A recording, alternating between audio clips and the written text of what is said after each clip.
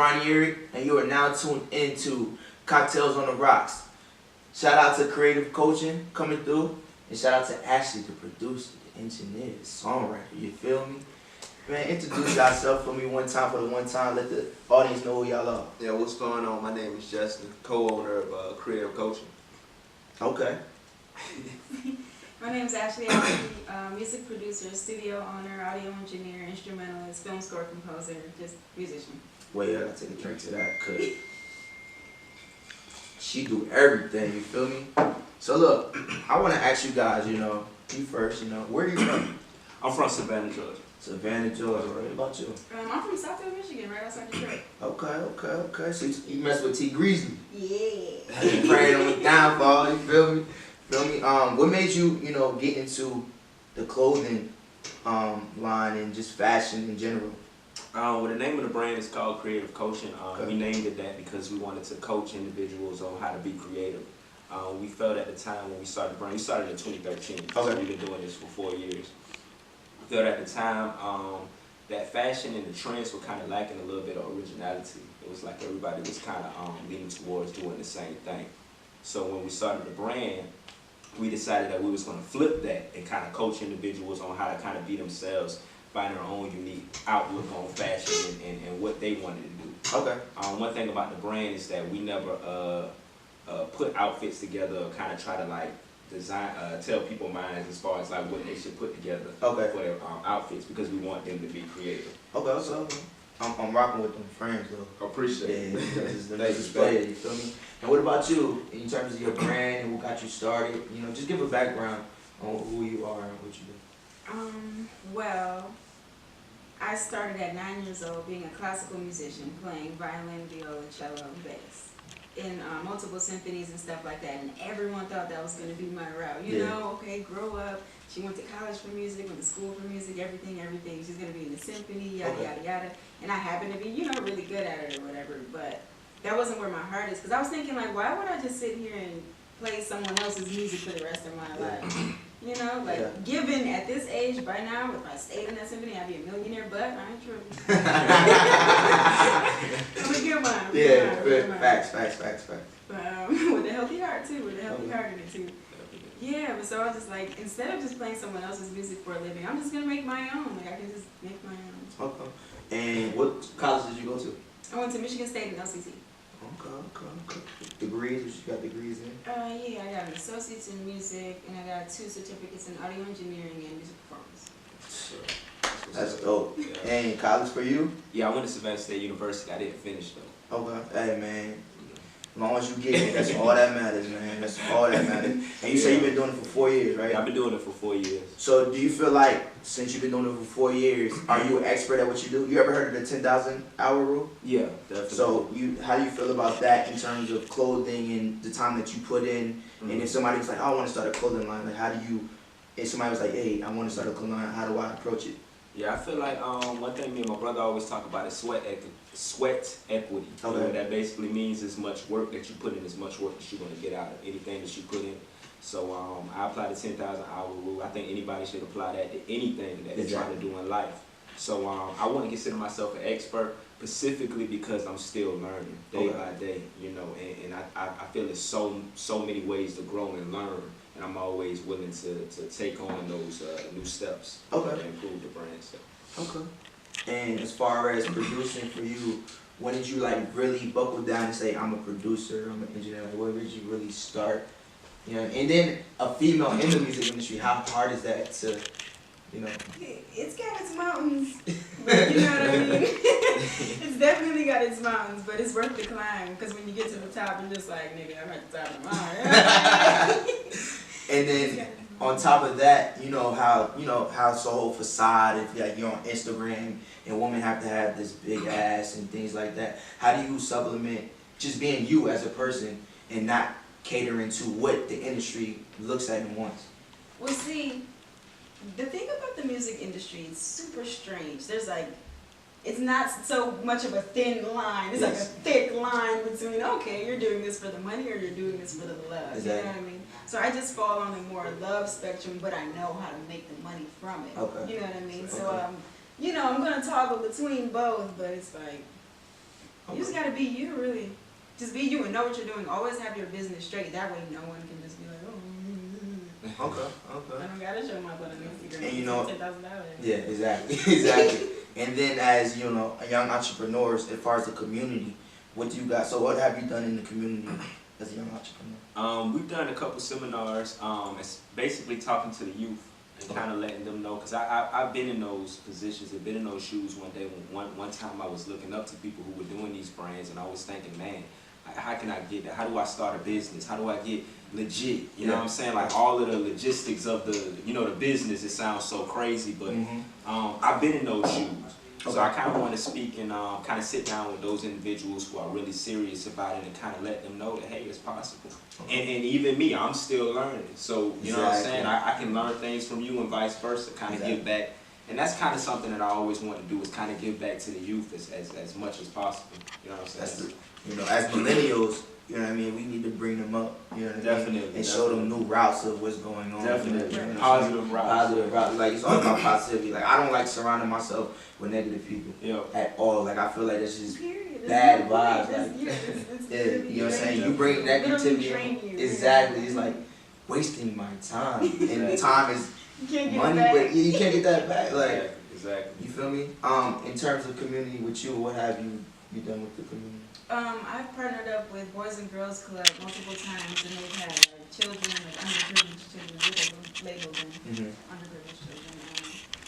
But my glass is always full. Okay. But they would have their children come and stuff, and they would come into the recording studio, and I would show them, oh, you know, this is, you don't always have to be the star or the rapper that's on stage, you know what I mean? There were multiple platforms, you know what I'm saying? So I would just always have children come in, and I would just show them how many platforms there are in the music industry that you can make money, like really good money, without having to be that one star person. So if somebody wanted to be an artist, songwriter, engineer, what would be the 3 things you would tell them? Stay writing, stay creating, always create, whether you're on the way somewhere or just thinking somewhere in a social event, just always have your mind rolling and creating and thinking of what's next, what's new, what's the steps. Invest in yourself. Invest almost everything you have in yourself. You know what I mean? That is what pays off. You pay for your promotion, you pay for everything. Like, you can literally put yourself on, but people don't want to tell you that. You know what I mean? But there's enough money out here for us. They make the trophies based on what we do. There's enough trophies. Like, Exactly. Third thing, make sure you love it. Because if you don't love it, you're gonna go down a dark path. And like, you know, in that music industry, there's a thick line. Between, yeah, it's scary. Definitely understand. Now, what about you? What would be the, you know, top three things as a clothing line enthusiast? You know, what would you tell somebody that wants to be in that line of work? Being passionate about it. Okay. You know, actually, like she said, actually making sure that you're doing something that you love and not doing it for the money, because you're going to do it for the wrong reasons. True. Because every day ain't sunny, you know what I'm saying? Like, you have ups and downs, you know, but how a person kind of navigates through those downs is going to determine how they act when they up. As far as, you know, that's the way I look at it, at least. Persistency, you know, just remaining consistent and kind of really wanting to go for that, and you know, staying on it. You know what I'm saying? Continuously putting things out, even if things don't do well, even if you have an idea but you're not too sure about it, actually putting it out, because you never know. You never know. Production, just producing, actually producing, like continuously putting things out, continuously producing new product. You know what I'm saying? Continuously creating.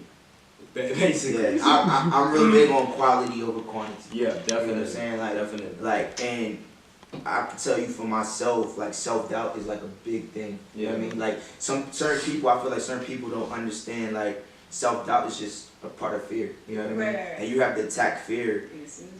Yeah, as soon as you eliminate that, you're good. You're golden. You know what I'm saying? Exactly. But the only reason why you guys are where you're at today, because you attack fear, you attack self-doubt. You don't care what nobody says. Opinions don't matter. You know what I mean? That's just how that is. Another thing I wanted to ask you guys was, how do you like Atlanta? Like, do you feel like if you was in New York, California, Houston, the same type of publicity that you got now would be bigger there? do you think that you need to move somewhere to make something happen? For me, I can speak for myself specifically. I think Atlanta is such a staple for black entrepreneurs. It's so easy for black entrepreneurs to kind of move around. It's a black mecca almost. You know what I'm saying? Whereas the city I come from is not as prevalent as it is in Atlanta. I see so many black business owners, black entrepreneurs, black millionaires just doing great things. And that's not even just music or actors, Exactly. clothing Exactly. designers. It's people with just businesses, period. Exactly. And I feel like their mindset is kind of where it needs to be. So when you get to Atlanta, the support system is always there within the black community because everybody's doing something. Everybody want to kind of work and network. And, you know what I'm saying? We can all get some money as opposed to like, nah, I don't want to work with this person. So I definitely think hate. It's not a lot of hate. You know, it's more support more than anything. So that's kind of the reason that I love Atlanta and just kind of love the atmosphere that I get from the cities. Yeah, it's so crazy because women are really doing big things out here. Definitely. Like they're really women are really big entrepreneurs. Stay-at-home moms and stuff like that. Like seriously, like it's so crazy. Like you never think about it, but it is. You know, it is what it is. What about you? How do you feel about it? Same thing. Literally, almost the same thing. Because I was like, okay, the people here are so awesome. Like where I grew up, Detroit, like you're not seeing What mom are you from? black people in men's. Okay. What is your solid choice?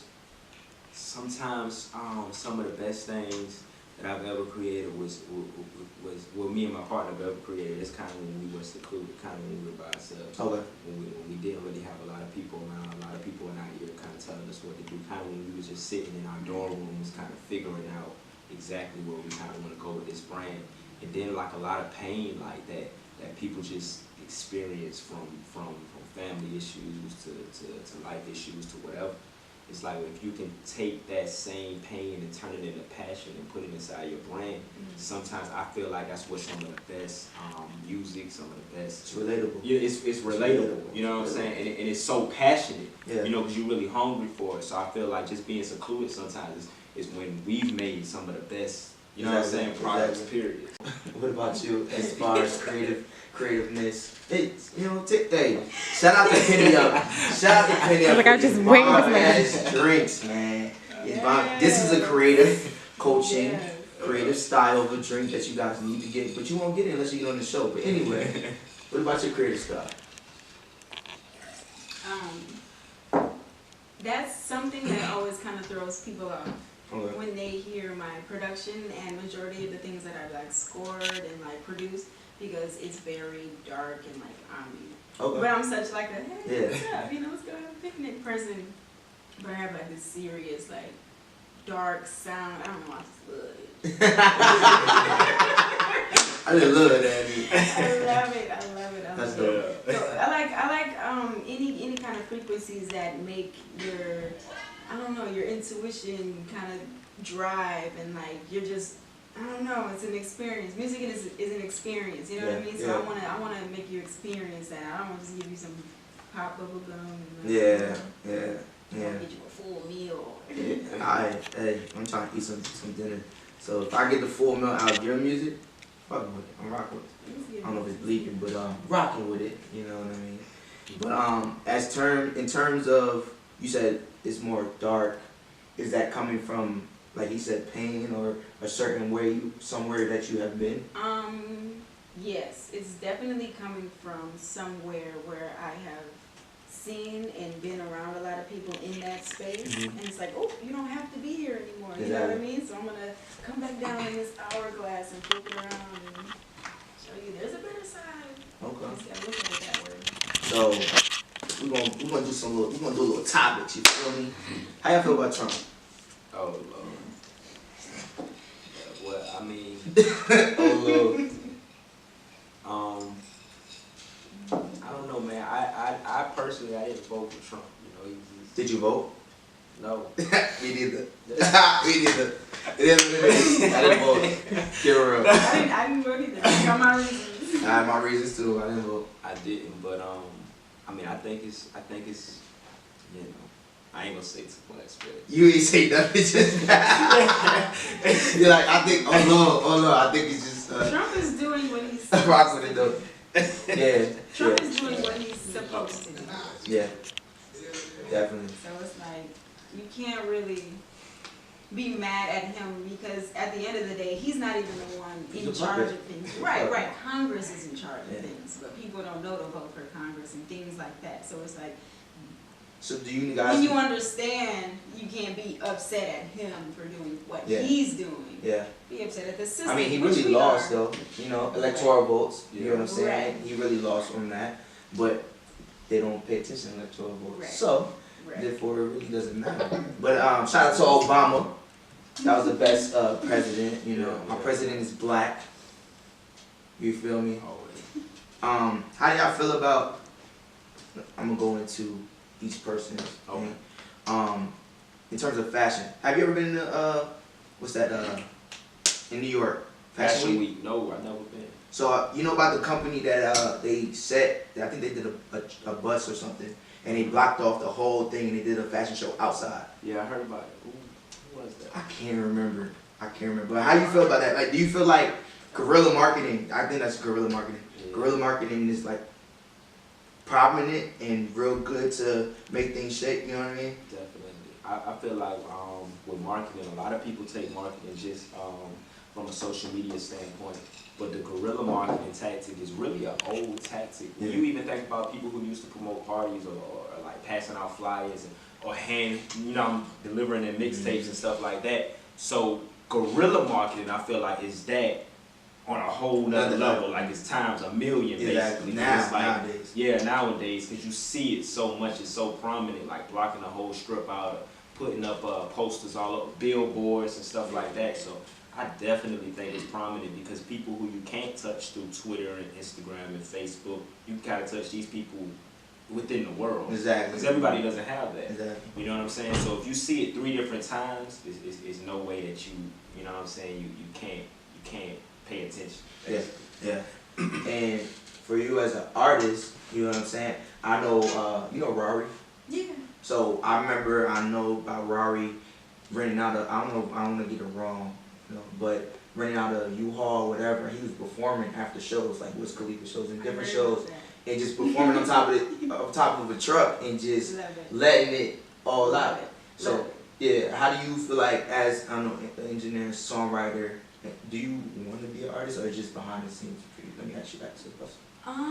I thoroughly enjoy being behind the Okay. scenes. I live and love being behind the scenes. But some of the things that I do become, really popular. So it's like, oh, well, who did this? We gotta find out. What's Exactly. your life like? Exactly. Whatever. Mhm. I'll play the game.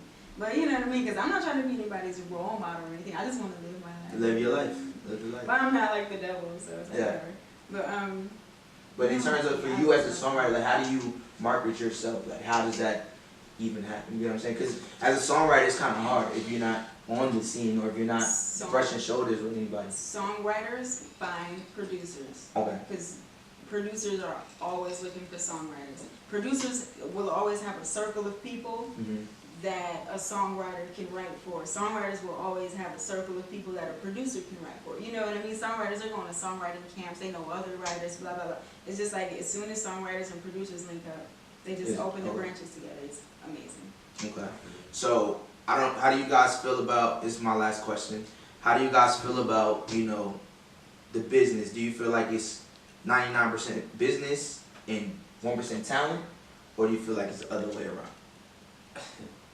Definitely. I would say I would switch that and almost say it's 99% work. Okay. More or less, because people. The thing about talent and work, what I always explain to people is anybody can be talented. And some person can be talented. More people can be more talented than others. Exactly. But the work ethic is what, you know what I'm saying? A lot of people can outwork people. Exactly. I know plenty of rappers that rap better than some of these people that's in the industry. Plenty of them. Yeah. You know what I'm saying? But I know that their work ethic doesn't match their talent. Yeah. And that's why they don't, you know what I'm saying? Like Beyonce, I take Beyonce for, of course, she's extremely talented. One thing about Beyonce, everybody knows she worked. You know what I'm saying? I'm just using her for an example. Her work ethic is through the roof. Yeah. So if you don't match, even if you have her talent, if you don't match her work ethic, you're never going to be in her That's position it. or be in her That's it. shoes. Exactly. So I would definitely say, man, it's all about the work ethic and like I said, going back to that sweat equity, the what you put in it is kind of what you're going to get out of it. So Exactly.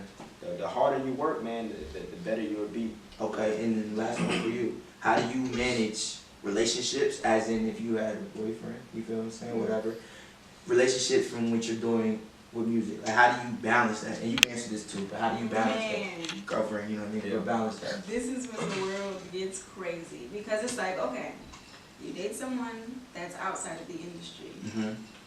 They don't trust Don't understand. you. They don't understand. They will not see where you're coming from. I'm doing a 10-hour session overnight. We're rocking the Future and some other shit. We're gonna be in there for a while. Yeah. You know what I mean?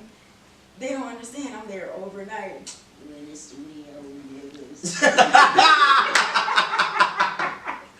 Hey, yo, your impressions is funny as shit. It's always stuff like that. And then you date someone in the industry and you're like, you're in the industry. Yeah. You know what I mean? Because you know how it is. And not everyone is strong-willed or good intent. You know what I mean? Not everyone has that good intent for the better people around them and themselves. Exactly. But I mean, it's all into your intuition, though. You know what's going on when you meet people. You just see what's happening. Exactly. I understand. What about you? I I like to watch too. Thank you, I appreciate it. I've had some girlfriends in the past, but I feel like So modest. So modest. So modest. I feel, Go ahead, bro. I feel like sometimes they can be, for me personally, a distraction. And it's kind of like where I'm going and kind of where I'm headed at in life. And I think my focus needs to be completely driven on just, you know, the brand and kind of continuously working. And sometimes when people slip and they start giving attention to one person or they start putting their attention somewhere else, their attention lacks in another area. And I've noticed that. You know, I've been a victim to it as well. So I'm young. I'm 23. Like my main thing is just right now trying to be successful. Then you know the women will come like I ain't. You know what I'm saying? But you're 23 and you're 25. okay. Okay. Oh, no, I just had a birthday. I'm 26. Happy birthday again, 26. Welcome to the 26 crew. You feel Birthday me? just happened, yeah. But I appreciate you guys coming out. You feel Definitely. me? You feel me? Thank you for coming to Cocktails on the Rocks. Thanks for having me. Hey, them drinks is popping. Yeah. Penny up that did that. You feel me? Start adding on, you know, God, we should be in the crease. You feel me? Once again, I got creative coaching on my right, and I got Ashley, the producer. Man, she do everything, man. Everything. So, tell the people your social media. Yo, it's creative coaching, creative with a K, coaching with a C, and creativecoaching.com. And creative coaching on Google, you'll find it. Everything. Nigga said Google. And I'm Ashley at Ashley ASHILEE. Just Google Ashley, everything will come up. You already know who it is, Ronnie Eric. You feel me? RONNIE ERIIC. Just Google me, I'm there. Just Google me. We out.